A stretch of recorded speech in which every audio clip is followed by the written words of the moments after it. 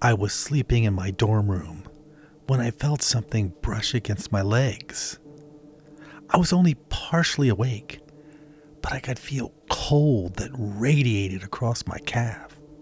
And then my eyes burst open, and I couldn't believe what I saw. Let's rewind. I'd been a student at Transylvania University for a little over a year. Everybody always made fun of its name and asked me if Dracula was one of my professors.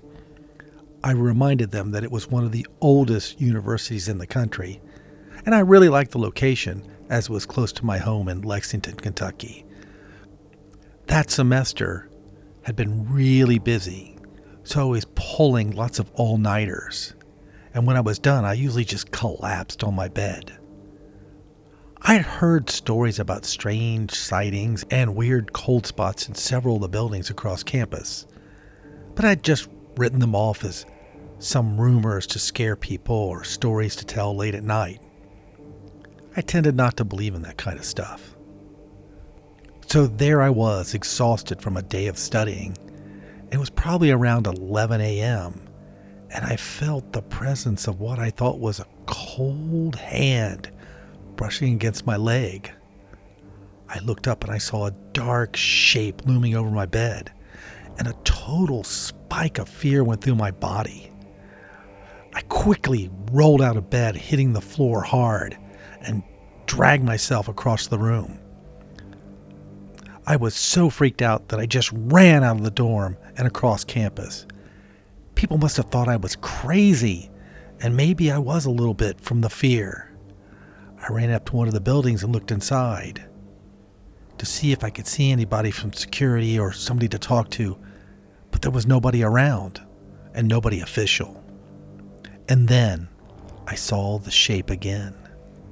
It just stood there, looking at me, and then it began shambling my way. I turned again and I bolted as fast as I could. I ran across campus and finally had to stop to catch my breath.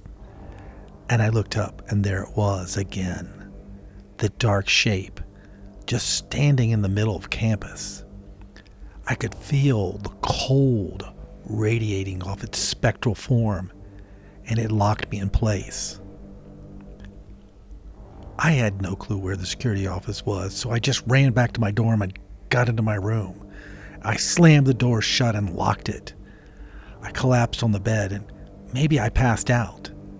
I woke up several hours later, and there was no shape standing over my bed. Later, I talked to my friend, who had said they experienced something, and they described the shape lumbering through one of the campus buildings, and we both shuddered at the thought of this ghostly spirit. Some people had said it was the ghost of some student who had committed suicide. Others said it was somebody who had died on campus, but they didn't know any kind of background.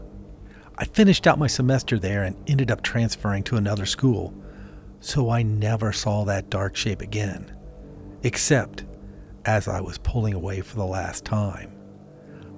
I could swear I saw it looming in one of the windows in one of the buildings on the campus of Transylvania University.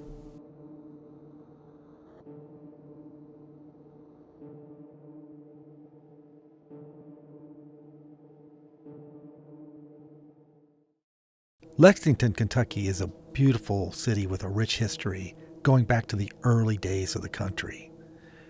It's a growing metropolitan area, but there are many areas that date back to the early founding of the city that are still standing. Sitting in the historic district of the town is the John Morgan Hunt House, a very historic house, and Morgan was famous for winning the Nobel Prize, which brings much pride to the area. The house was built in 1814 by one of the first millionaires west of the Alleghenies. The house is also the center for a ghost story. I'd always been fascinated by the house and finally decided to take the tour. Unfortunately, I came in late in the day and was on the last tour, so it was just me and one other person. The tour guide was great and gave me as much detail, but the person on the tour began to ask more and more questions, And I'll admit I got a little bored, so I wandered away from the tour.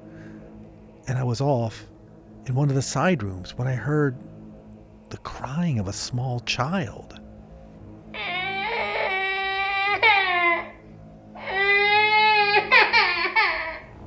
It sounded like it was in distress and was inconsolable. I looked around and I couldn't find the source of the sound. I looked back at our tour guide and the other guest, and they didn't seem to hear this crying. They just kept talking.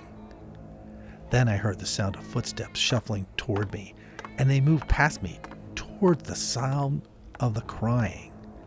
For a second, I felt a hand brush against my shoulder, and at first it was frightening, but then it was reassuring in some way I really can't even describe.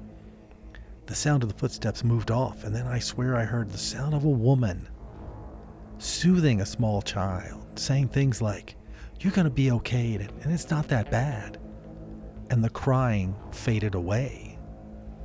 I was truly dumbstruck by this and a little frightened, so I returned to the tour, and I accidentally bumped a table, and I knocked a book onto the floor, which made a loud thumping noise.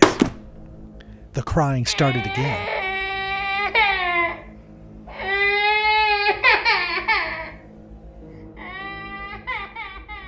And I heard the sound of feet coming toward me.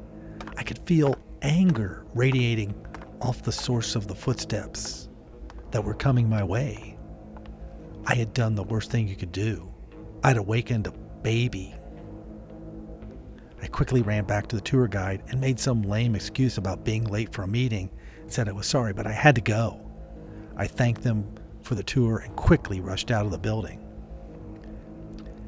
Later, I would learn that the beloved nanny of the Morgan children had died of pneumonia, and rumor had it that her body was buried on the grounds. As I moved away from the building, I looked back, and I could see a dark shape looming in the window, and I could still hear the crying of that small child.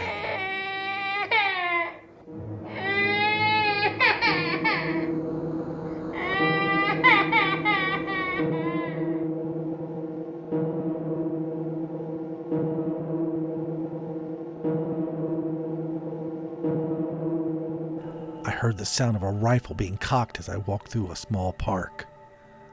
And I knew what that sound was. And I couldn't understand why I would hear it there, or who would be cocking a Civil War rifle. But I knew it wasn't good. I quickly ducked behind a tree, and I heard the sound of a musket being fired. And then with my back to the tree, I felt the impact of the musket round plowing into the side of the bark. I was frozen in terror standing behind that tree. I was listening really hard to see if I could hear the rifle being reloaded. I swear I could hear the rustling of somebody packing another load. I knew this would take many seconds, so I bolted and ran across the park. I heard yells from somebody saying, "Halt!" I ignored them and ran full tilt, weaving in and out of trees. I heard another rifle blast, and then something moved past my ear at incredible speed. I stumbled and fell to the ground, and I started crawling on all fours until I could get behind another tree. I knew I only had a few seconds before the shooter could reload, but that would be enough time for me to get out of the park and get around the corner of one of the local historic houses. I regained my footing and dashed around the corner of one of the local houses, and I could see a dark shape standing in the park with some kind of weapon. I didn't waste much more time, and I ran down the street out of sight of the park. Later, I would learn the area was haunted by a Union soldier killed during the Civil War, and the spirit still patrolled the area looking for revenge.